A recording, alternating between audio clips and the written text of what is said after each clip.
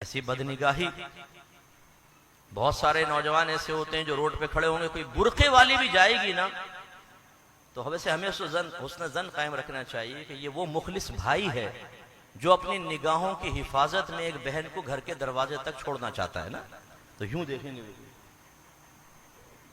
अबे भाई निगाह हटा ले यार, तेरी बहन, तेरी भाभी, तेरी माँ गुजर रही हो और कोई इस तरह देखे तो तुम्हें गुस्सा आ जाएगा, लेकिन तुम दूसरे की बहन के ऊपर से निगाह हटाने के लिए तैयार नहीं। नजर कुछ भी नहीं आ रहा, बुर्का पहना हुआ है, वो भी ढीला बुर्का, लेकिन फिरक इतनी है कि वो निगाह हटाने के लिए तैयार नहीं है कि चलो ना होने से फूल नहीं तो फूल की पत्ती सही,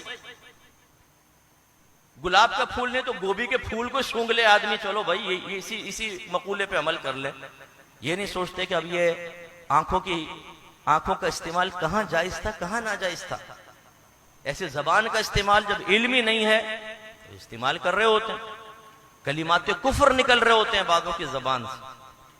मैं आप सबसे कहता हूं अपनी बीवियों को लाजिम आप भी सीखें और अपनी बीवियों को कलिमात कुफ्र का इल्म सिखाएं, वरना यह हो सकता है आपको पता भी ना हो और आपकी बीवी किसी पड़ोसन के साथ बातें करते हुए कोई कलिमा कुफ्र जबान से निकाले, उसका ईमान खत्म हो जाए और आपका ताल्लुक उसके साथ हराम ताल्लुक शुरू हो जाए।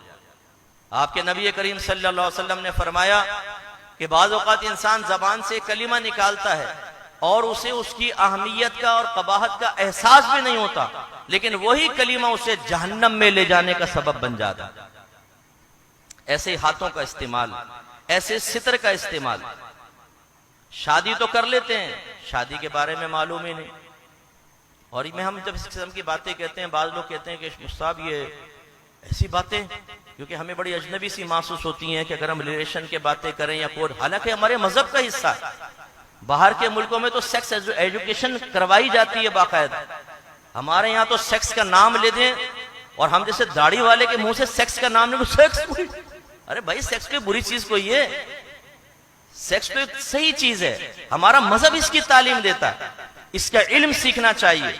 शादी हो जाने के बाद बाद औकात और खुसूसन वो नौजवान कि जो सोशल मीडिया पर मुख्तलिफ चीजों के साथ ज्वाइन होकर और अपने अंदर बहुत सारी ख्वाहिशात और उमंगे बेदार कर चुके होते हैं और तालीम शरअ से बिल्कुल खाली होते हैं, उन्हें नहीं मालूम होता कि जायज रिलेशन क्या है और नाजायज क्या है।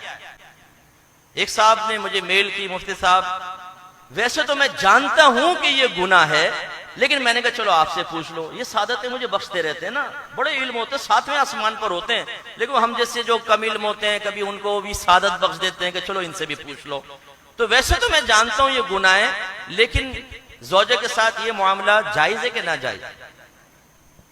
मैंने कहा ये बिल्कुल जायज है, और इमाम आजम अबू हनीफा रदी अल्लाह तआला अन्हु ने फरमाया कि अगर अच्छी नीयत के साथ हो तो उस पर सवाब का तरत्तुब भी होगा। फिर वो इस्तिग़फ़ार और लाहौल के वजीफों की तरफ बढ़ गया फौरन, ओहो अच्छा ये तो मुझे पता ही नहीं था। जब पता ही नहीं तो सीखो ना भाई। अब ये ज़िम्नन, खैर इससे मुतालिक नहीं कि ज़िम्नन बात, आप में से बहुत सारों को यही नहीं पता होगा कि मुँह ज़ेर नाफ की मिकदार क्या है।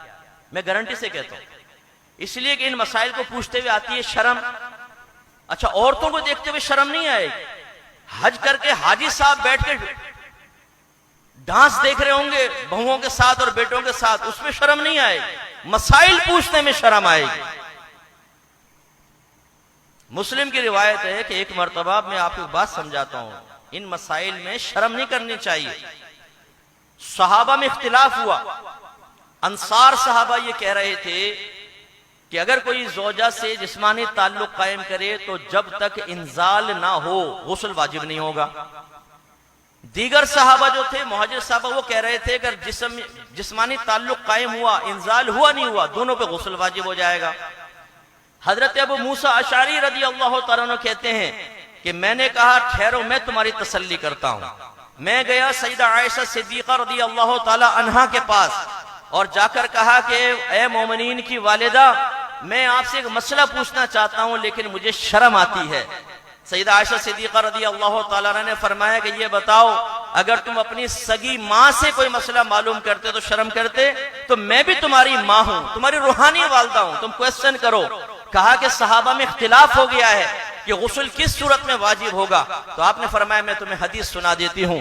नबी करीम सल्लल्लाहु अलैहि वसल्लम ने इरशाद फरमाया कि जिसका खुलासा ये है कि जब मर्द औरत में मिलाप होता है तो जैसे ही मिलाप होता है दोनों पे गुस्ल वाजिब हो जाता है। ये कौन जवाब दे रहा है? हमारी वालिदा जवाब दे रही हैं। सईदा आयशा सिद्दीका तय्यबा ताहिरा मुस्तहिदा जवाब दे रही हैं और सहाबा को सिखा रही हैं मसाइल, क्योंकि ये बहुत से मसाइल ऐसे थे जो सईदा आयशा से ही सीख सकते थे, सरकार ने खास उनको बताए थे। तो अब हम करते हैं शर्म। अब हमें यह मालूम नहीं होता कि जिस्मानी रिलेशन कहां तक जायज है कहां तक नाजायज है। अभी रमजान आ रहा है, बहुत सौ को मालूम ही नहीं होता कितना बीवी से ताल्लुक कायम कर सकते हैं कितना नहीं, वो फिर हद से आगे बढ़ जाते हैं। इसी तरह बीवी हामिला है तो जिस्मानी ताल्लुक हो सकता है कि नहीं हो सकता, मसला ही मालूम नहीं है। तो खुलासे कलाम यह है कि अगर इल्म नहीं होगा तो आदमी को कैसे पता चलेगा कि मैं अपने सितर का दुरुस्त इस्तेमाल कर रहा हूं कि नहीं कर रहा हूं, और जब नहीं पता चलेगा तो बरोज़ क़यामत हिसाब व किताब कैसे देगा इस नेमत का। ऐसे हम दोस्तियां करते हैं। हमने कभी सीखा है कि जायज दोस्ती कौन सी है, नाजायज कौन सी है, किसके साथ हम दोस्ती कर सकते हैं और किसके साथ दोस्ती करना मना है। नबी करीम सल्लल्लाहु अलैहि वसल्लम ने दोस्त का मायार क्या रखा है?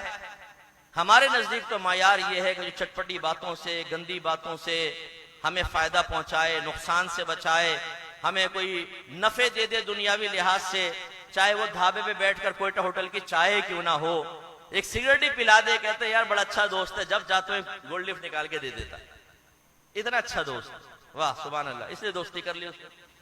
वैसे वो माँ बहन की गालियां बकता है, वो गंदी हरकतें करता है, नमाज कभी पढ़ी नहीं, कुरान पढ़ के भूल चुका है, हर वक्त गंदे ख्यालात में गरक रहता है, माँ बाप के सीने पे चढ़ के बदतमीजियां करने के लिए तैयार रहता है, लेकिन वो चूंकि हमारे हक में अच्छा है तो इसलिए अच्छा दोस्त है।